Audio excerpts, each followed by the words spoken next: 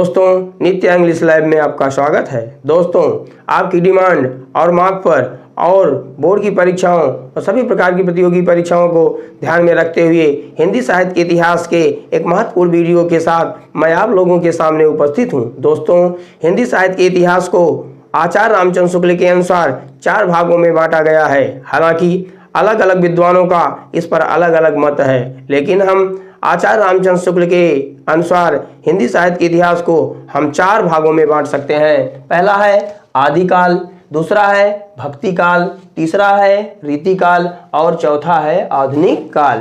आदिकाल को हम वीरगाथा काल के नाम से जानते हैं और भक्ति काल को हम पूर्वबंध काल के नाम से जानते हैं, रीत काल को हम उत्तर मध्य काल के नाम से जानते हैं और आधुनिक काल को हम आधुनिक काल के नाम से जानते हैं।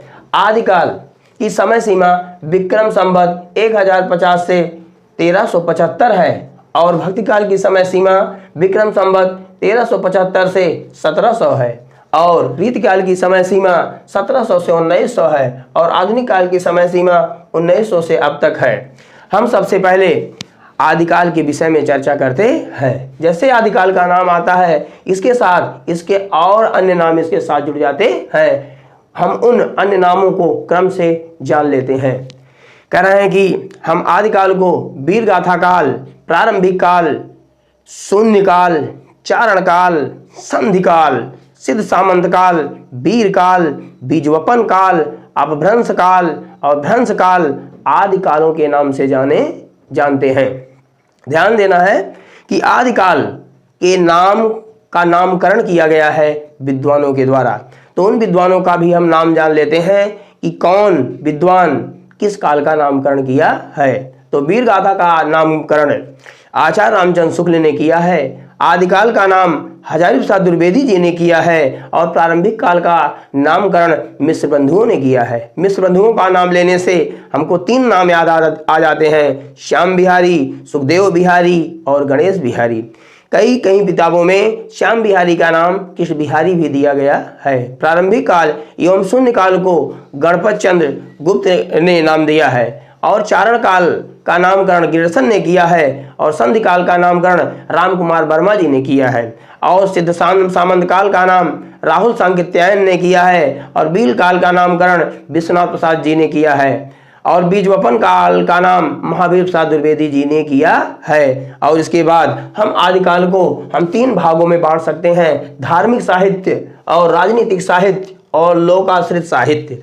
धार्मिक साहित्य का जब नाम आता है तो हम इसको 3 रूपों में देखते हैं। पहला सिद्ध साहित्य, दूसरा नाथ साहित्य और तीसरा जैन साहित्य। जब सिद्ध साहित्य का नाम आता है तो वज्रयान का नाम सामने आता है। वज्रयान जो है बौद्ध धर्म से निकला हुआ है। कह रहे हैं सिद्ध साहित्य में सिद्धों की संख्या 84 थी। कह रहे हैं कि यह राहुल सांकृत्यायन के द्वारा निश्चित की गई है और इस काल की भाषा जो थी वह सांध्या भाषा मानी जाती है। कह रहा है सिद्ध साहित्य के सबसे प्रथम कवि सिद्ध कवि सराफा माने जाते हैं। सराफा की मुख्य रचनाएं निम्नलिखित हैं। पहला है दोहा कोश, दूसरा है चर्या गीत और तीसरी है काया कोश। कह रहा है उसके बाद सब्रपा का नाम आता है। सब्रपा सरहपा के शिष्य हैं। इनकी रचना चर्यापद है। जैसे ही चर्यापद का नाम आता है मेरे माइंड में कंफ्यूजन हो जाती है, मेरे माइंड में संदेह बन जाती है कि सरहपा की रचना चर्या गीत है और भैया ध्यान दो और सब्रपा की रचना जो है चर्यापद है। इन दोनों में हमेशा संदेह बना रहता है, इसलिए ध्यान दीजिए सराहपा की जो रचना है वो भैया चर्या गीत है और सब्रपा की जो रचना है वह चर्यापद है, जो सब्रपा जो थे सराहपा के शिष्य हैं।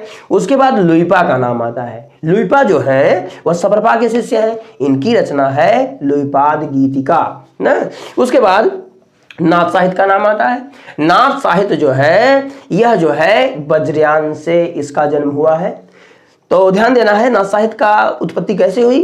कह रहा है इन सिद्धों में कुछ ऐसे सिद्ध थे जो कि योगी टाइप के थे, जो इनके सिद्धांतों पर नहीं चलना चाहते थे। इनके कुछ ऐसे सिद्धांत थे जैसा कि ये लोग मानते थे कि स्त्रियों पर अधिकार करके, उनका शोषण करके, उनके ऊपर जोर जबरदस्ती करके सिद्ध प्राप्त किया जा सकता था।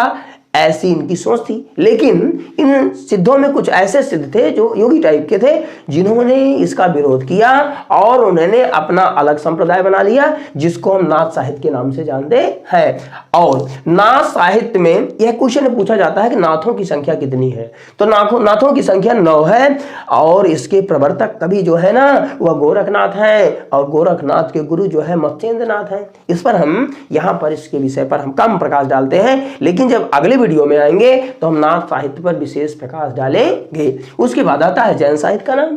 जैन साहित्य में हम देखते हैं कि इनकी भाषा प्राकृतिक अपभ्रंश है, और इस काल के साहित्य के मुख्य कवि जो हैं स्वयंभू हैं, पुष्पदंत हैं और धनपाल हैं। स्वयंभू जो है हिंदी के प्रथम कवि भी माने जाते हैं। और उसके बाद आता है राजनीतिक साहित्य, राजाश्रित साहित्य, जिसमें रासो साहित्य का नाम आता है। जिसमें किसका नाम आता है? रासो साहित्य। रासो साहित्य को हम वीर गीत के नाम से जानते हैं। या रासो साहित्य जो है राजस्थान, इस रासो साहित्य का संबंध जो है राजस्थान से है। कि रासो शब्द का शाब्दिक अर्थ होता है रईसा। रईसा मीन्स होता है लड़ाई झगड़ा।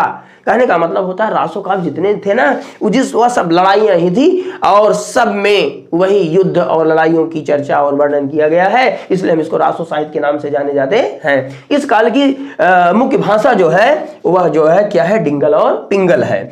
और इस काल के कवि जो हैं चंद्रबरदाई। चंद्रबरदाई का नाम जब सामने आता है तो इनके 4 बेटों का नाम भी आता है। इनके 4 बेटे थे। सबसे छोटे बेटे का नाम था कल्हड़। कल्हड़ ने भी बुद्धि रासों की रचना की। उसने किसकी रचना की? बुद्धि रासो। कह रहे हैं और चंद्रबरदाई की रचना की थी पृथ्वीराज रासो। पृथ्वीराज रासो का जब नाम आता है ना तो पृथ्वीराज का नाम सामने आता है, पृथ्वीराज तृतीय। और इसकी नायिका संयुक्ता क्या नाम आता है? और ध्यान देना है पृथ्वीराज रासो जो है कहीं पर 68 सर्ग में, अब कहीं पर दिया गया है कि यह 69 सर्ग में है। तो यह थोड़ा संदेह है, क्योंकि यह विवादित रचना मानी जाती है, हमेशा विवाद की बात बनी हुई है। और ध्यान दीजिए, और पृथ्वीराज रासो की विशेषता सबसे रही है कि हमेशा विवादित रही है। और ध्यान देना है, इसके बाद जगनिक इस काल के कवि माने जाते हैं, जिनकी रचना है परमाल रासो, जिसको हम आलखंड के नाम से जानते हैं। उसके बाद ध्यान देना है, इस काल के और कवि हैं जैसे दलपत विजय, इनकी रचना है कुमार रासो। शारंगधर, जिनकी रचना है मीर रासो। इसके बाद है नरपत नाल, जिनकी रचना है बीसलदेव रासो। और एक चीज और जान लेते हैं इसमें कि इस इस काल की सबसे 2 विशेषताएं हैं। कि पहली विशेषता है आश्रयदाता राजाओं की प्रशंसा करना तथा युद्धों का सुंदर तथा सजीव वर्णन करना। और सबसे बड़ी विशेषता है कि इस काल में श्रृंगार रस और वीर रस की प्रधानता भी रही है।